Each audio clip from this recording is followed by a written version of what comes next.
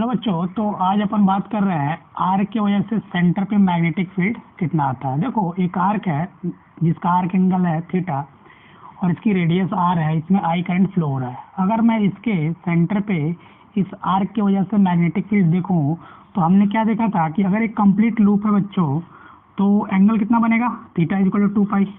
तो complete loop की वजह से mu naught I divided by 2r magnetic field आया था सेंटर पे। तो वो कितने एंगल की बदौलत आया था, ये 2 पाई की वजह से आया था। तो 2 पाई अगर मैं यूनिटरी मेथड लगाऊं तो 2 पाई के corresponding mu naught I divided by 2 पाई या 2r आ रहा होगा। तो यूनिट एंगल की वजह से कितना आ रहा होगा, इतना आ रहा होगा। तो अगर थीटा की वजह से देखें तो देखो कितना आ रहा होगा, mu not I divide by 4 pi r into theta. यहाँ पे जो थीटा है बच्चों वो अपने को किसमें रखना है, रेडियन में रखना है। किसमें रखना है, रेडियन में रखना है। देखो, तो अपने पास एक फॉर्मूला निकल के आता है कि अगर थीटा को रेडियन में रखें बच्चों तो आर्क की वजह से जो सेंटर पे मैग्नेटिक फील्ड बनता है वो आता है mu not I divide by 4 pi r into theta. देखो, अगर अपन बात कर रहे हैं डिग्री में लिखे हैं तो 360 डिग्री, एक पॉइंट पे कितना डिग्री का एंगल बनता है, 360 डिग्री। तो थीटा डिग्री जो है 360 का कितना पार्ट होगा, theta upon 360 degree into complete की वजह से कितना आता है, mu not I divide by 2r। तो अगर मैं 60 डिग्री के लिए, अगर 60 डिग्री का आर्क है उसके वजह से मैग्नेटिक फील्ड इंटेंसिटी देखें तो ये देखो इतना आ रहा होगा, क्योंकि 360 डिग्री डिवाइडेड बाई 360 डिग्री की वैल्यू कितनी आ रही होगी, देखो 1/6 पार्ट आ रहा होगा कंप्लीट का। सिमिलरली 1/4 आ रहा होगा इस केस में और 1/2 पार्ट आ रहा होगा इस केस में। तो देखो ये है जिसको, ये जो कंक्लूजन है इसको अपने को ध्यान में रखना है। जैसे अपन थोड़ा सा सवाल देखे हैं तो देखो जो सवाल है वो डिफरेंट आर्क एंगल देख करके पूछा जा सकता है आपसे। तो देखो जो पहला सवाल है वो देखो कुछ ऐसा है कि इस बार हमने 90 डिग्री का आर्क एंगल दिया, ठीक है बच्चों। इसकी रेडियस r है और यहाँ थीटा कितना है, 90 डिग्री, ठीक है। ये आर्क है, ये आर्क है, ठीक है। इसमें करंट ऐसे फ्लो हो रहा है इन क्लॉकवाइज सेंस। तो अभी आपको मैंने क्या बताया था, देखो अगर 90 डिग्री का आर्क है तो mu not I divide by 8r आएगा। तो इसका जो बी एट सेंटर आ रहा होगा बच्चों, जो सेंटर पे मैग्नेटिक फील्ड आ रहा होगा वो देखो mu naught I divide by 8r आ रहा होगा। तो अब इसकी डायरेक्शन की बात करें तो देखो मैंने क्या किया, करंट के सेंस में फिंगर्स को कल किया। तो थंब कैसे आ रहा है, इनटू द प्लेन, तो ये क्रॉस आ रहा होगा, ये होगा इसका आंसर। देखो अगर मैं इस करंट का सेंस चेंज करता तो डॉट आता, ठीक है। देखो एक और सवाल देखते हैं। सवाल कुछ ऐसा है, ये सेंटर और ये है और इसमें करंट इस बार ऐसे दौड़ रहा है, इसकी रेडियस r है। अगर यहाँ थीटा देखें बच्चों तो थीटा की वैल्यू कितना डिग्री है, 180 डिग्री। इसको अपन पाई ले सकते हैं। फॉर्मूला कोई भी यूज करोगे तो जो सेंटर पे मैग्नेटिक फील्ड बन रहा होगा वो बन रहा होगा, देखो थीटा 180 डिग्री है तो mu not I divide by 4r आता है। डायरेक्शन की बात करें तो देखो एंटी क्लॉकवाइज सेंस में कल करोगे तो थंब किधर आ रहा है, थंब आ रहा है आउटवर्ड, तो ये डॉट आ रहा होगा, ठीक है। यहाँ तक कोई दिक्कत, यहाँ तक कोई दिक्कत नहीं है। देखो एक और सवाल देखते हैं। सवाल इस बार ऐसा है, देखो सवाल इस बार मैंने ऐसे दिया आपको कि ऐसा दिया है, ये सेंटर है, ये इनफाइनाइट वायर है, सेमी इनफाइनाइट वायर है, ठीक है। देखो इसमें करंट आई है तो आई जा रहा होगा ऐसे, ये आई है। देखो तो इस अरेंजमेंट को देखें, इसकी रेडियस r है। इस अरेंजमेंट को देखें बच्चों, आपसे पूछा क्या गया है कि बी एट से नेट कितना आ रहा होगा। देखो इसमें 2 वायर है, एक वायर 2 वायर और एक तीसरा क्या है, आर्क है। तो वायर और आर्क का मैंने कॉम्बिनेशन दे करके सी पे क्या पूछ लिया है, मैग्नेटिक फील्ड पूछ लिया है। तो देखो हमने बताया था कि अगर पॉइंट जो है अगर एक्सिस पे ही लाई कर रहा है वायर का तो मैग्नेटिक फील्ड कितना होता है 0। तो अगर इसका अपन सॉल्यूशन बनाए B1 is equal to B2 equal to 0 और B3 की वैल्यू कितनी आ रही होगी, अभी आपको बताया था कि ये कितना पार्ट होता है कंप्लीट का 1/2 पार्ट, तो ये आ रहा होगा μ0I डिवाइड बाई 4R। ये हो गया B3 आ गया। ये देखो इनटू द प्लेन आ रहा होगा। तो अगर B एट C पूछे बच्चों तो B1 plus B2 plus B3 आ रहा होगा। देखो मैग्नीट्यूड की बात करें तो B1 और B2 की वैल्यू 0 है plus μ0I divide by 4R, वो भी क्या आ रहा होगा क्रॉस। तो ये B एट C आ रहा होगा, वो आ रहा होगा μ0I डिवाइड बाई 4R, वो आ रहा होगा क्रॉस। ठीक है, यहाँ तक कोई दिक्कत? यहाँ तक कोई दिक्कत नहीं। एक और सवाल देखते हैं। तो सवाल ऐसा है इस बार, ये सवाल ऐसा है बच्चों, देखो इसकी रेडियस R है और इसकी रेडियस 2R है। इसमें जो करंट फ्लो हो रहा है वो I हो रहा है ऐसे। यहाँ तक कोई दिक्कत? यहाँ कोई दिक्कत? आपको यहाँ इसके सेंटर पे मैग्नेटिक फील्ड बताना है। क्या बताना है बच्चों? इसके सेंटर पे जो है मैग्नेटिक फील्ड कितना आ रहा होगा।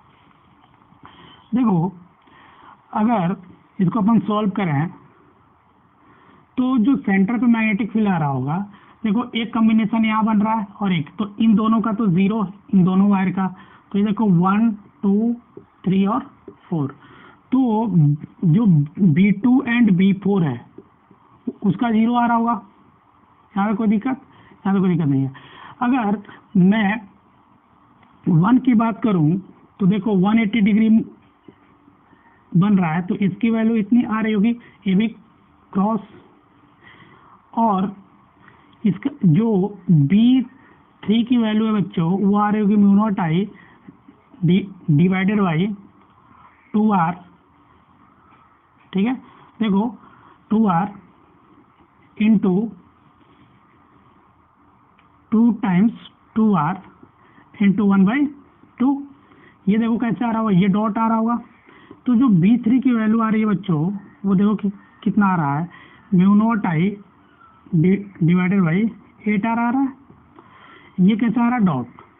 इसमें देखो, इसमें अगर मैं B एट C लिखूं तो लिखूंगा B1 plus B2 plus B3 plus B4। देखने वाली बात है कि B1 और B3 में सबसे बड़ा कौन है, जिसकी रेडियस कम होगी उसकी वैल्यू बड़ा आ रही होगी।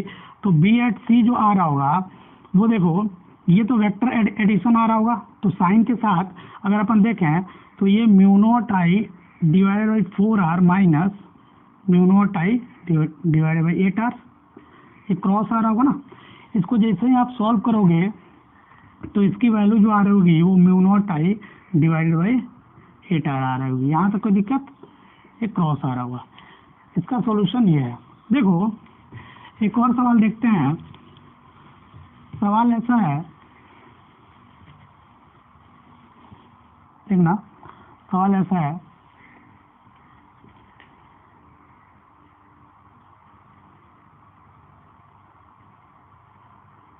ये 60 डिग्री का है आर्क,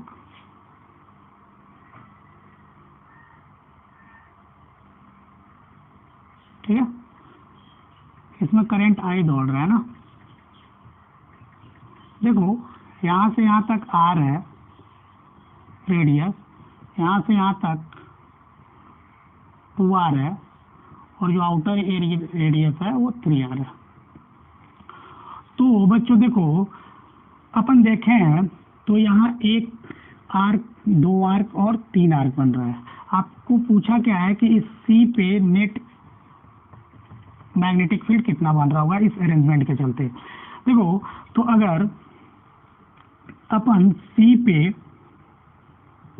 नेट मैग्नेटिक फील्ड देखा है तो कितना आ रहा होगा, B1 plus B2 plus B3। Angle कितना है 60 डिग्री। तो अपन देखे थे कि 60 डिग्री एंगल के करस्पॉन्डिंग बच्चों मैग्नेटिक फील्ड कितना आता है। ठीक है, अपन देख चुके हैं। इसकी रेडियस अलग अलग है। तो देखो अगर अपन B1 लिखें तो B1 लिखें बच्चों तो देखो μ0I डिवाइडेड बाई 2 आर, ठीक है, इंटू 1/6 पार्ट आ रहा होगा, तो ये mu naught I divided by 12 आ रहा था। देखो B1 जो है क्रॉस। सिमिलरली अगर आप B2 निकालते हो तो mu not I divide by 2 times 2R into 1/6 आ रहा होगा। तो इसकी वैल्यू जो आ रही होगी वो देखो mu naught I divided by 24 आ रहा होगा। इसके वजह से देखो सेकंड के वजह से डॉट आ रहा होगा। सिमिलरली अगर आप B3 निकालते हो तो mu not I divide 2 times 3R into 1/6, तो ये आ रहा होगा mu not I divide by 36R। यहाँ पे कोई दिक्कत? इसकी वैल्यू कैसे आ रही होगी? इंटू द, अगर अपन बी नेट लिखते हैं बच्चों तो डायरेक्शन के साथ लिखेंगे। तो डायरेक्शन के साथ लिखोगे तो देखो आपको क्या मिल रहा होगा, जो बी एट सी मिल रहा होगा, जो आपको बी एट सी मिल रहा होगा वो देखो क्रॉस वाली वैल्यू ज़्यादा होगी क्योंकि रेडियस कम है। तो mu not I divide by 12 bar common निकाल लो, 12 बार कॉमन निकालेंगे तो वहाँ यहाँ 1 बचेगा और यहाँ पे प्लस का 1/3 बचेगा और यहाँ माइनस का 1/2 बचेगा। इसकी वैल्यू कितनी आ रही होगी क्रॉस। इसको सॉल्व करोगे तो देखो क्या मिल रहा होगा, जो बी एट सी मिल रहा होगा बच्चों वो आपको जो मिल रहा होगा वो मिल रहा होगा 5 divided by 72 mu not I divided by are.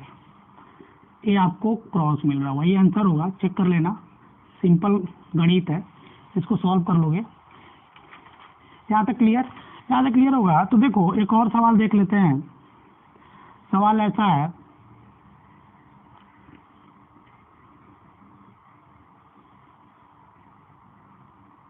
ठीक है, देखो सवाल ऐसा है, सवाल सिंपल सा है, बस अपने को इसको सॉल्व करना है, ठीक है।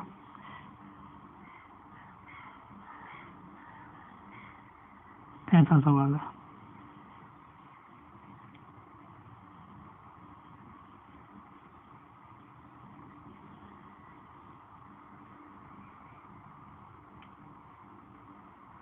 ठीक है बच्चों। इसमें आई करंट दौड़ रहा है, ठीक है, ऐसे। और ये छोटा जो है इसकी रेडियस आर है और जो बड़ा वाला लीफ है इसकी रेडियस 2R है और यहाँ सी पॉइंट है। आपको बताना है कि इस अरेंजमेंट के चलते नेट मैग्नेटिक फील्ड सी के पास कितना आ रहा होगा। यह है सिंपल सा सवाल। देखो अगर बड़े लीफ को देखोगे तो बड़े लीफ कितने हैं, 1 2 3 4, 4 बड़े लीफ। सिमिलरली 4 जो है छोटे लीफ हैं, 4। तो एक का निकाल करके अपन सेंस के साथ मल्टीप्लाई कर सकते हैं। छोटे का एक निकाला और बड़े का। तो देखो अगर मैं छोटे का निकालूं, छोटे का निकालोगे तो देखो कितना आ रहा होगा।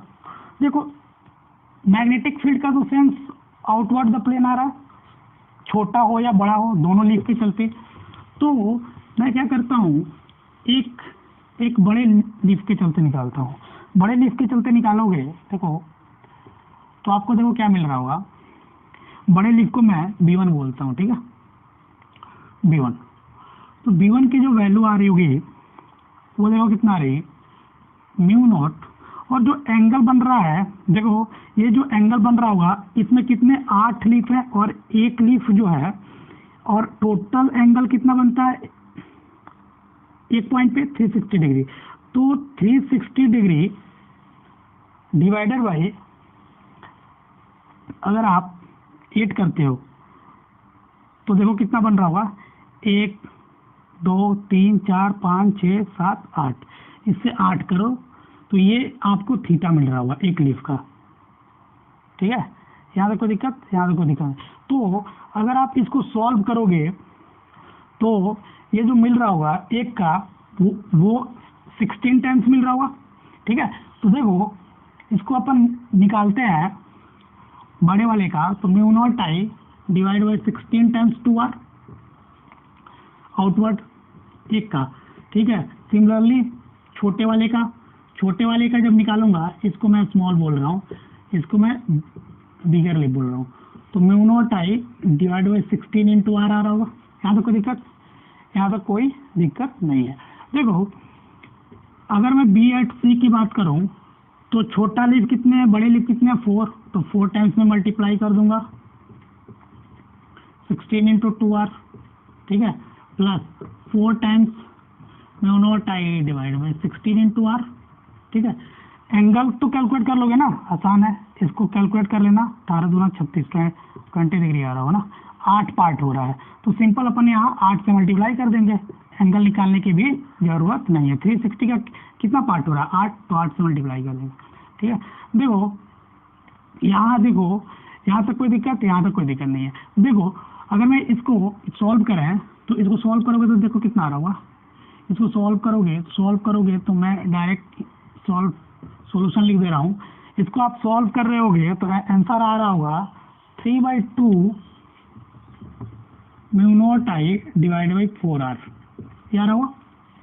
इसको सॉल्व कर लेना, ये डॉट आ रहा होगा, इसको करोगे तो 3/8 mu naught I divide by r आ रहा होगा।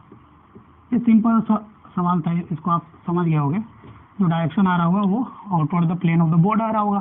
देखो एक और छोटा सा सवाल देखते हैं। जो सवाल है वो ऐसा है,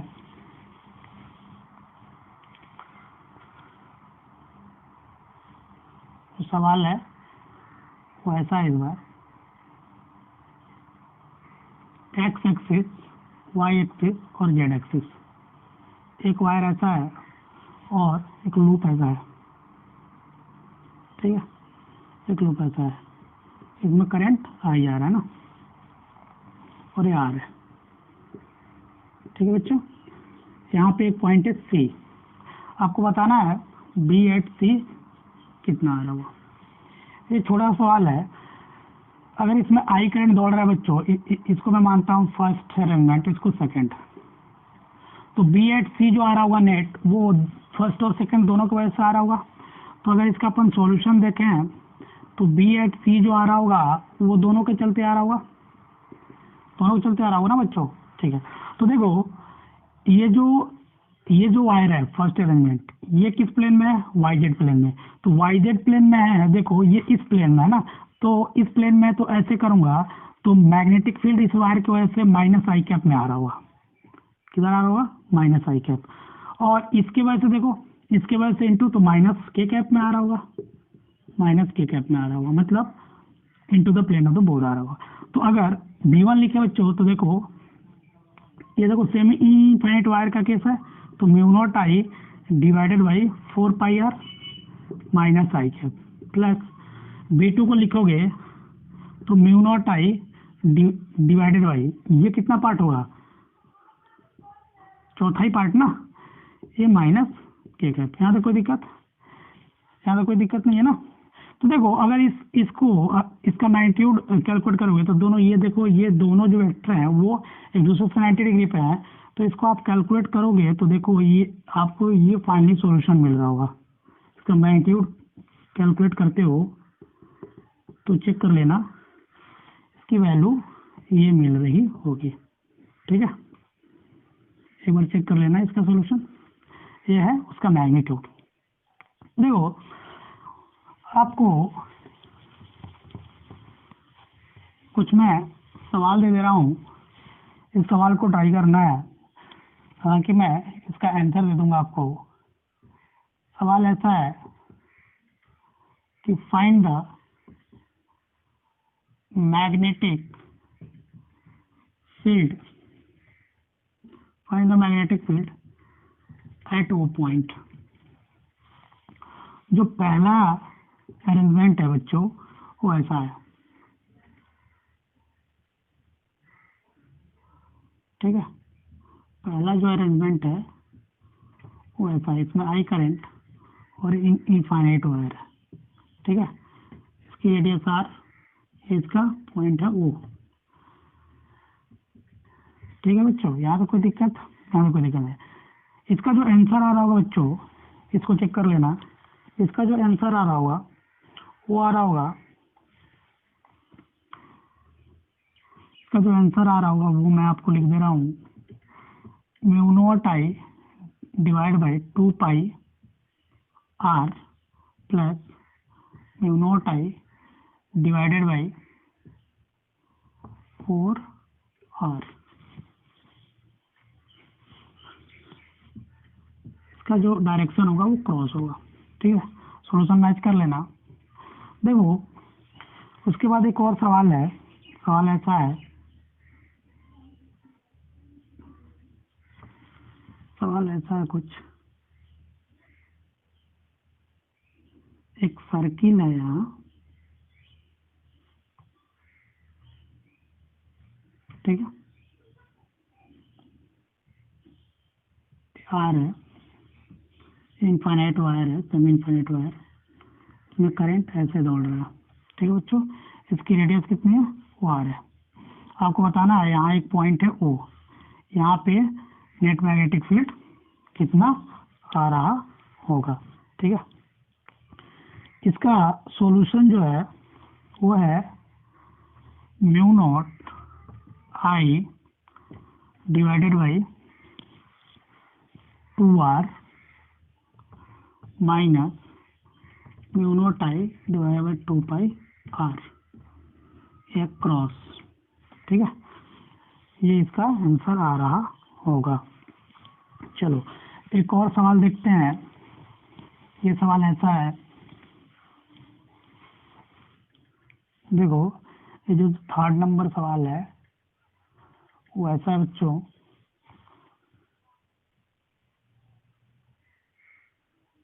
ठीक है।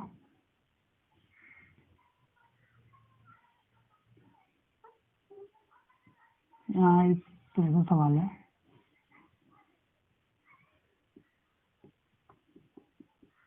यहाँ वो पॉइंट है वो, इसकी रेडियस आर है, ठीक है। यहाँ पे कोई दिक्कत, ये वायर ऐसे आ रहा है, इसमें करंट आई है,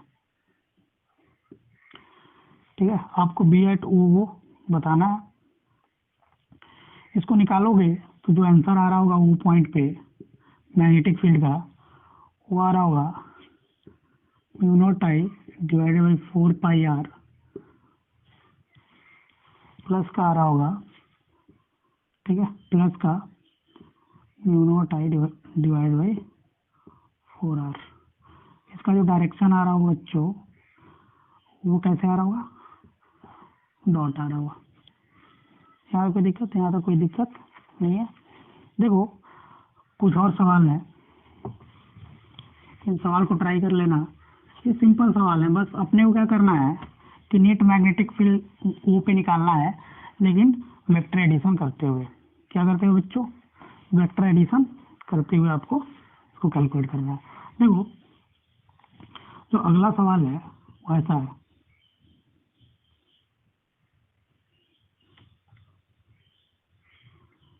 एक्स एक्सिस, वाई एक्सिस और जेड एक्सिस।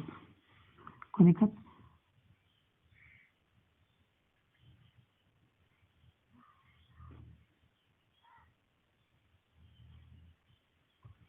ठीक है बच्चों। यहाँ से जो इसकी रेडियस है वो आर है, यहाँ पे पॉइंट है ओ, इसमें करंट आई ऐसे फ्लो हो रहा है। आपको बताना है कि बी एट ओ कितना आ रहा होगा, बी एट ओ कितना आ रहा होगा। क्या बताना बच्चों, बी एट ओ कितना आ रहा होगा, है ना। चलो इसका अगर मैं आंसर बताऊँ आपको तो देखो इसका जो आंसर आ रहा होगा मैं वेक्टर फॉर्म में बता दे रहा हूँ, ठीक है। Mu not I divide by 4 r minus i cap, ठीक है, और ठीक है बच्चों प्लस, ठीक है। यहाँ देखो दिक्कत है, ये है देखना, ये है वाई जेड प्लेन में और ये है एक्स वाई प्लेन में, ये है एक्स जेड प्लेन में, तो ये वाई में आ रहा होगा, ठीक है। देखो ये अपवर्ड आ रहा होगा ना, तो ये आ रहा होगा mu not I divided by 4r J cap आ रहा होगा ना, ये जे कैप में आ रहा होगा 4r जे कैप में। अगर इसकी मैग्नीट्यूड की बात करोगे तो बी एट मैग्नीट्यूड आ रहा होगा। देखो दोनों क्या है 90 डिग्री पे और दोनों की वैल्यू इक्वल है, तो √2 टाइम्स ये आ रहा होगा mu not I divide by 4r। ठीक है, इसको अगर सॉल्व करोगे तो देखो 1/2 mu not I upon R आ रहा होगा, ये मैग्नीट्यूड आ रहा होगा। एक बार चेक कर लेना, ठीक है, वेक्टर फॉर्म में भी चेक कर लेना डायरेक्शन के साथ। देखो एक और सवाल है, सवाल ऐसा है, जो 5वां सवाल है बच्चों वो ऐसा है, एक्स एक्सिस वाई एक्सिस और ये जेड एक्सिस। इस बार जो सवाल है वो ऐसा है,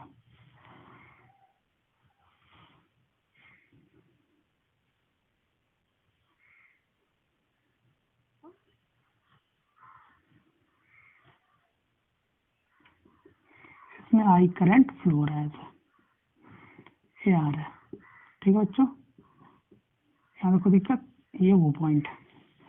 आपको यहाँ पे बताना है कि मैग्नेटिक फील्ड है वो कितना आ रहा हो, इसका मैं आंसर नहीं दे रहा हूँ आपको। ये आसान सवाल था, इसको आप कैलकुलेट कर लेना आसानी से। देखो अब अपन ये जो लूप था, लूप को अपन बैटरी से कनेक्ट करेंगे। क्या करने जा रहे हैं, लूप को बैटरी से कनेक्ट करेंगे। वो बैटरी इंटरनल भी होगी और एक्सटर्नल भी होगी। तो देखो जो अगला टॉपिक है वो है loop connected with battery. Loop को मैंने क्या किया, बैटरी से कनेक्ट किया। जो पहला केस है वो है when battery is internally connected, when battery is internally connected, जब लूप में बैटरी जो है इंटरनली कनेक्टेड होगा तब। देखो अगर ये लूप है और यहाँ पे एक बैटरी कनेक्टेड है, ये प्लस और ये माइनस, इसकी रेडियस आर है, इस बैटरी से करंट आई फ्लो हो रहा है इसमें। तो याद रखना बच्चों, अगर बैटरी जो है इंटरनली कनेक्टेड है, ठीक है, बैटरी इंटरनली कनेक्टेड है, तो इसके चलते फ्लोइंग करंट के चलते जो सेंटर पे मैग्नेटिक फील्ड बन रहा होगा वो जीरो नहीं आएगा। इसकी वैल्यू जो आएगी ये आएगी mu naught I divide by 2r, और ये कैसा आ रहा होगा, डॉट आ रहा होगा। ये बात अपन देखे थे। अपन वहाँ ये नहीं देखे थे कि ये जो करंट है वो कहाँ से आ रहा था। ये करंट जो है एक बैटरी से आ रहा था जो कि इंटरनली कनेक्टेड था इस लूप में। ठीक है बच्चों, देखो इस कंसेप्ट पे थोड़ा सा सवाल कर लेते हैं। एक लूप ऐसा है, इसमें एक बैटरी ऐसे कनेक्टेड है, इसकी पोटेंशियल V1 है और एक 2R है। ठीक है, इसमें जो करंट दौड़ रहा है वो I1 और मैग्नेटिक फील्ड V1 बन रहा है। सिमिलरली एक यहाँ लूप है छोटा सा, इसमें जो बैटरी है वो V2 है, इसमें I2 करंट दौड़ रहा है और इसकी रेडियस R है। ठीक है बच्चों, और इसमें मैग्नेटिक फील्ड V2 है। क्या कोई दिक्कत, क्या कोई दिक्कत। देखो सवाल ये है कि if V1 is equal to V2 then find V1 ratio V2, इसकी वैल्यू कितनी आएगी, सोचो एक बार। देखो अगर इसका अपन सॉल्यूशन बनाए तो V1 बाई V2 का अपन I1 R1 divide by I2 into R2 लिख सकते हैं। और अपने को ये बात बच्चों पता है कि R1 is equal to rho L upon A. यहाँ कोई दिक्कत, यहाँ तो कोई दिक्कत नहीं होगा। तो अपन इसको डायरेक्टली कैसे ले सकते हैं, R is directly proportional to L, तो R is directly proportional to L। तो यहाँ पे अपन V1 बटा V2 को लिख सकते हैं I1 L1 divide by I2 L2। L1 क्या है, perimeter of first loop. I1 क्या है, इसमें बहने वाली फर्स्ट करंट, और ये ऐसा है। तो देखो I1 I2 L1 L2, तो L1 को अपन क्या लिख 2 पाई आर।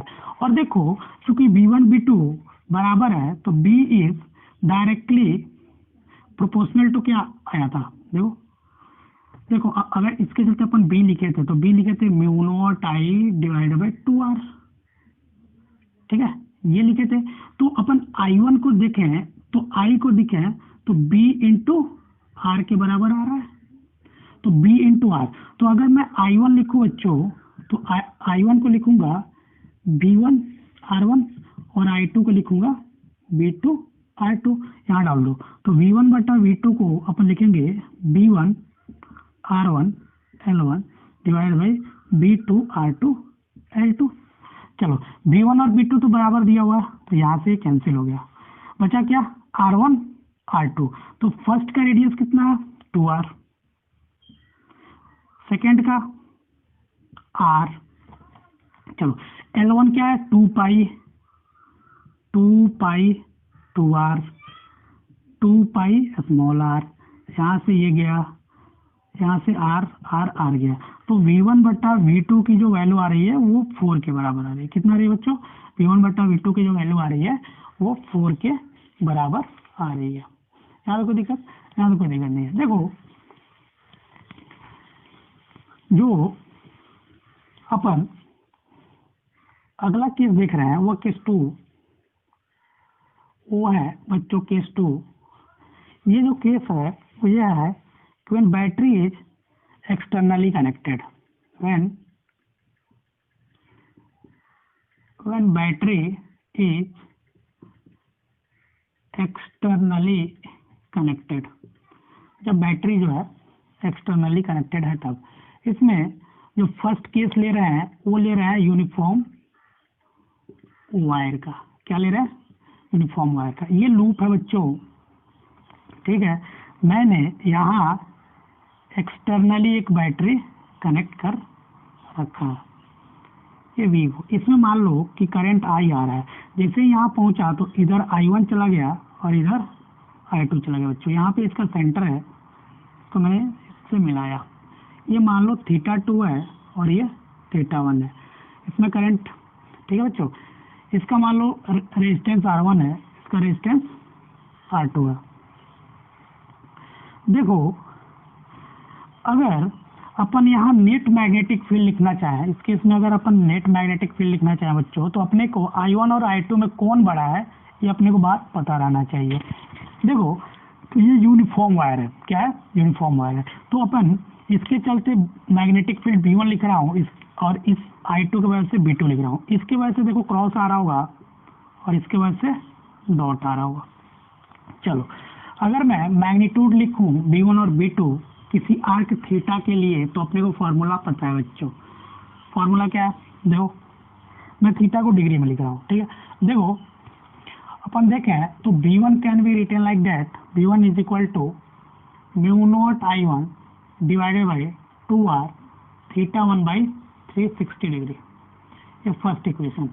सिमिलरली B2 और ये क्रॉस आएगा, मैं मैग्नीट्यूड की बात कर रहा हूँ, ठीक है, तो मैग्नीट्यूड को कंपेयर, इसीलिए mu naught I2 divide by 2R θ2 by 360 degree, ये डॉट आ रहा होगा।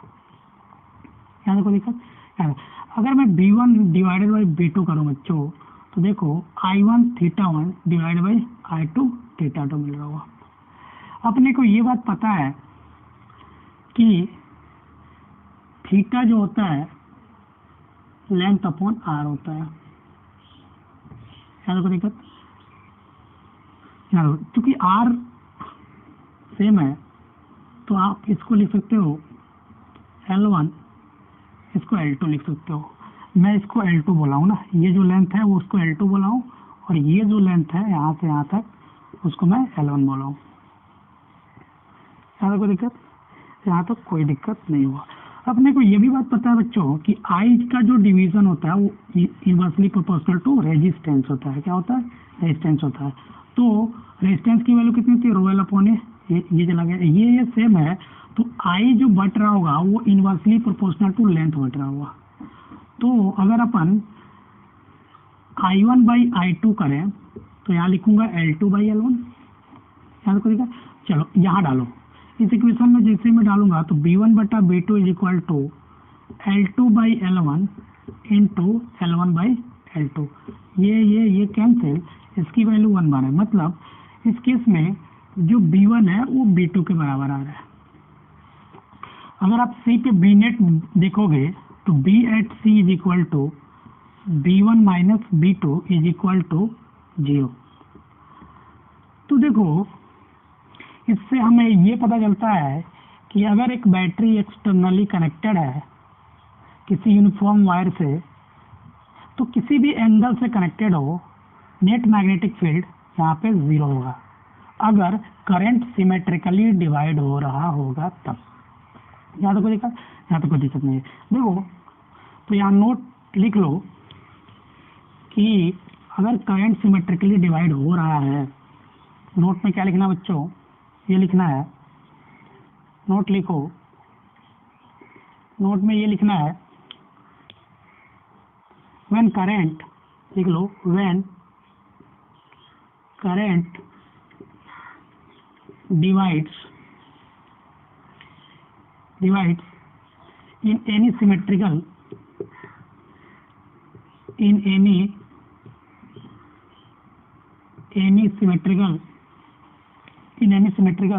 loop made up of uniform wire, then magnetic field at center will be 0। ठीक है बच्चों, ये बात याद रखना। जैसे मैं ऐसा केस लेता हूँ,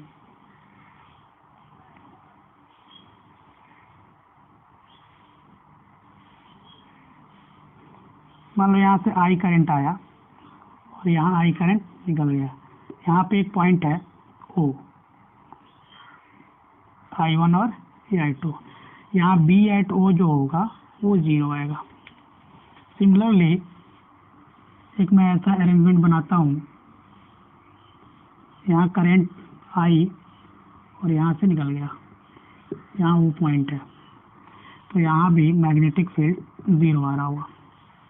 सिमिलरली मैं एक और अरेंजमेंट बना देता हूँ, क्योंकि वो आर्क एंगल पे डिपेंडेंट नहीं है अगर यूनिफॉर्म वायर का केस है तो बच्चों, ठीक है। तो मान लो ये यूनिफॉर्म वायर है, बैटरी मान लो मैंने ऐसे कनेक्ट कर रखा है यहाँ से, और यहाँ से करंट निकल रहा है और यहाँ पॉइंट वो है, तो यहाँ बी एट ओ भी 0 आएगा। ठीक है, यहाँ कोई दिक्कत, यहाँ तक कोई दिक्कत नहीं होगा। देखो, अगर इसी में अगर नॉन यूनिफॉर्म का केस लेते बच्चों, तो देखो क्या आता, अगर इसी में नॉन यूनिफॉर्म का केस लेते तो इसमें बी पार्ट ले लेता हूँ, मैं बी पार्ट ले लेता हूँ जब एक्सटर्नली बैटरी कनेक्टेड है, और यहाँ ले लेता हूँ non uniform wire, non uniform wire. देखो एक लूप है ऐसा, एक लूप है ऐसा। देखो मान लो कि बैटरी ऐसे कनेक्टेड था, इस बार ये नॉन यूनिफॉर्म है, इससे आई गया I1 और इससे I1 और इससे मान लो I2 गया, यहाँ से I1 आ रहा होगा, इसकी रेडियस कितनी है R।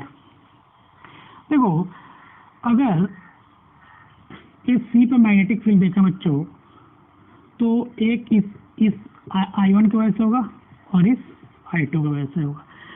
अगर मैं I1 I2 में रिलेशन पता कर रहा हूँ कि कौन बड़ा है, तो अपन इसके सेंटर पे नेट मैग्नेटिक फील्ड निकाल सकते हैं, और सिर्फ I1 I2 का ही तो बंटवारा करना है।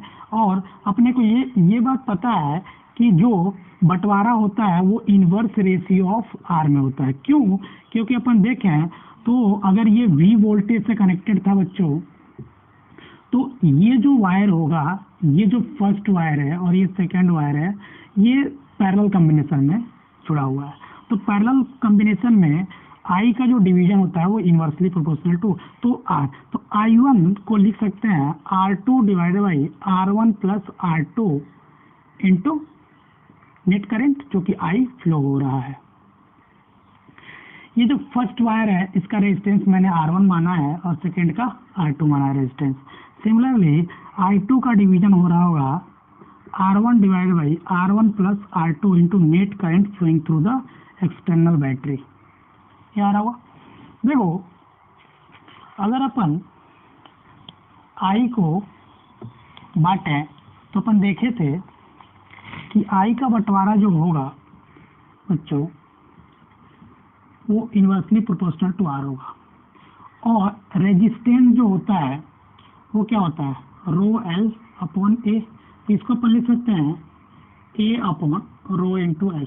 तो मतलब जो करंट यहाँ बट रहा है वो बट रहा है डायरेक्टली प्रोपोर्शनल टू A। मतलब A को अपन थिकनेस बोलते हैं, क्या बोलते हैं thickness of wire, directly proportional to thickness. जिस वायर की थिकनेस ज़्यादा होगी उससे करंट ज़्यादा जा रहा होगा। देखो I is inversely proportional to rho, मतलब इन्वर्सली प्रोपोर्शनल टू मटेरियल या डायरेक्टली प्रोपोर्शनल टू सिग्मा। ये बात अपने को पता है। यहाँ ये तब होगा बच्चों जब अपन क्या कांस्टेंट मान के चलेंगे रो एंड एल कांस्टेंट। ये पहला केस। ये तब होगा जब एरिया और लेंथ कांस्टेंट हो, ठीक है। सिमिलरली I का जो बंटवारा होगा वो इन्वर्सली प्रोपोर्शनल टू L होगा। कब?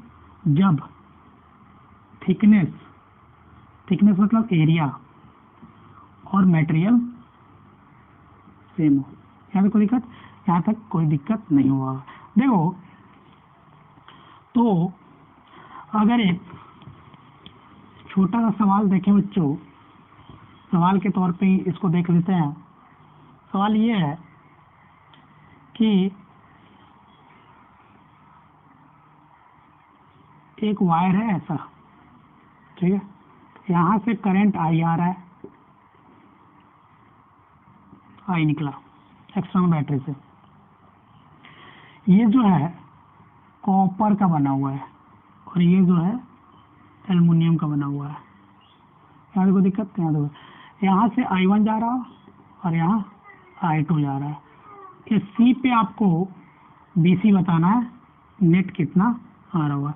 सबसे पहले अपन क्या करें I1 I2 में कौन बड़ा है ये डिसाइड कर लेते हैं। देखो तो अपने को पता है कि जो एल्युमिनियम का रो है बच्चों, इसमें ये माने है कि थिकनेस मतलब एरिया एंड लेंथ कांस्टेंट है। देखो आपको बताना क्या है BC नेट कितना आ रहा होगा जब एरिया थिकनेस वायर का दोनों का कांस्टेंट है और लेंथ तो कांस्टेंट है। देखो रो ऑफ, अपने को ये बात पता है कि rho of copper is less than rho of aluminium, और जिसका रो कम होगा उसमें I ज़्यादा जा रहा होगा। तो I1 is greater than I2। जैसे ही I इसमें ज़्यादा जाएगा बच्चों तो इसकी वजह से जो मैग्नेटिक फील्ड B1 बन रहा है वो इनटू द प्लेन बन रहा है B1 क्रॉस, और इसकी वजह से जो बन रहा है I2 की वजह से वो B2 जो है डॉट बन रहा है। तो अगर सेंटर पे, अगर इसकी रेडियस में स्मॉल r मान लो, तो सेंटर पे जो मैग्नेटिक फील्ड बन रहा होगा उसको अगर नेट लिखूं तो लिखूंगा B1 प्लस V2 वेक्टर, मतलब BHC is equal to B1 minus B2 आ रहा होगा। और ये जो एंगल बन रहा होगा एक आर्क की वजह से वो कितना बना होगा 180। तो अगर मैं BHC लिखूं बच्चों तो म्यू नॉट, ठीक है, mu not I divide by 2R into 2R, 4R आएगा, 4R मैं कॉमन कर लिया, I1 माइनस I2, और इसको मैं क्या करूँगा क्रॉस। क्यों? क्योंकि यहाँ पे अपने को पता था कि कॉपर वाले से यहाँ से I निकला तो कॉपर वाला से जो करंट जा रहा होगा वो ज़्यादा जाएगा, क्योंकि कॉपर की कंडक्टिविटी ज़्यादा है एल्युमिनियम से, या अपन ये बोल सकते हैं इसकी रेजिस्टिविटी कम है इससे, तो इससे ज़्यादा करंट, तो I1 की वैल्यू ज़्यादा आएगी। तो अपन डाटा दे करके इस सवाल को फ्रेम कर सकते थे, लेकिन मैंने इसको जनरल वे में सॉल्व करा दिया। देखो अगर अपन रो और एल को कांस्टेंट रखते हैं, इस पे एक सवाल फ्रेम करते हैं, क्या करते हैं बच्चों? अपन क्या कर रहे हैं जो बी पार्ट है इसमें अपन रो और एल को कांस्टेंट रखते हैं, मतलब मटेरियल सेम कर दिया। इसमें वेरी क्या कर रहा है, thickness, area cross sectional area की बात कर रहा हूँ, ठीक है। थिकनेस मैंने क्या किया, वेरी करा करके एक सवाल फ्रेम करने की कोशिश की। देखो ये ऐसा लूप है, इससे मान लो आई करंट आया, इसकी रेडियस स्मॉल आर मान लो, इससे आई करंट निकला, यहाँ सी ले लो, ठीक है बच्चों। देखो मैं क्या किया, इसको थोड़ा सा थिक बनाया, ये जो है थिक वायर है, मतलब इसका जो क्रॉस सेक्शन एरिया है बच्चों ये ज़्यादा है, ये जो ऊपर वाला पार्ट है इसका क्रॉस सेक्शन एरिया ज़्यादा है, ठीक है। इसका क्रॉस सेक्शन एरिया मान लो A1 है और इसका A2 क्रॉस सेक्शन एरिया है। इससे करंट I1 जा रहा है और इससे करंट I2। आपको बताना क्या है, net magnetic field C point पे कितना आ रहा होगा। देखो मैंने आपको ये बताया था कि I is directly proportional to cross section area, ये बताया था। मतलब जो जितना थिक वायर होगा उससे करंट उतना ही ज़्यादा जा रहा होगा। तो चूंकि A1 is greater than A2 इसलिए I1 is greater than I2, और इसकी वजह से मैग्नेटिक फील्ड क्रॉस आ रहा होगा और ये रिमेनिंग की वजह से डॉट आ रहा होगा। यहाँ तो कोई दिक्कत, यहाँ तो कोई दिक्कत। इसकी वजह से मैं B1 बोल रहा हूँ, इसकी वजह से B2। तो BHC लिखते हो बच्चों तो क्या लिखोगे, B1 माइनस B2। तो इसकी जो वैल्यू आ रही होगी, ये देखो कितना आ रही होगी, यहाँ स्मॉल आर लिखना, यहाँ स्मॉल आर लिख लेना ना, क्योंकि स्मॉल आर रेडियस है। ये जो बन रहा होगा वो I1 माइनस I2 क्रॉस बन रहा होगा, ठीक है। हाँ, तो अपन ने ये देखा कि अगर कोई भी लूप, कोई भी सर्कुलर लूप है, अगर वो एक्सटर्नली बैटरी से कनेक्टेड है डिफरेंट केसेस के साथ, तो नेट मैग्नेटिक फील्ड कैसे निकालते हैं।